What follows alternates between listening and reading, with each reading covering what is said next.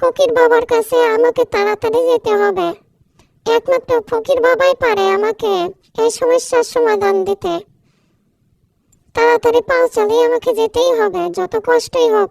আর কিছু দূর গেলেই গ্রাম দেখতে পাবো।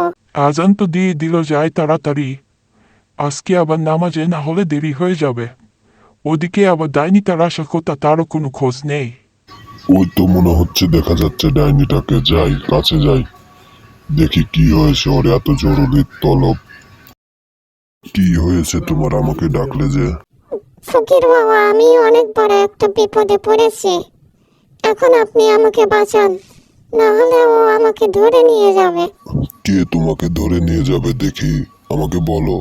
আমি থাকতে কে এমন আছে যে তোমাকে ধরে নিয়ে যাবে? ও অনেক বড় একটা তান্ত্রিক।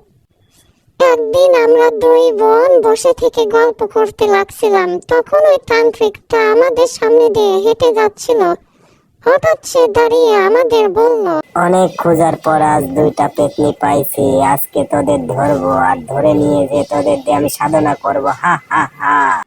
কি বলছো তুমি? আমরা তোমার কি ক্ষতি করেছি বলো? তুমি কেন আমাদের ধরে নিয়ে যাবে?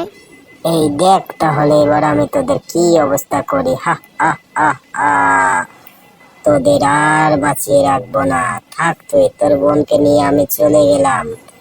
আর এর পরবর্তী টার্গেট হচ্ছে আমার তুই। তোকেও ধরে নিয়ে যাব তোর বোনের মতো। না, দাঁড়াও, তুমি ওকে নিয়ে যেও না। দাঁড়াও দাঁড়াও, ওকে ছেড়ে দাও।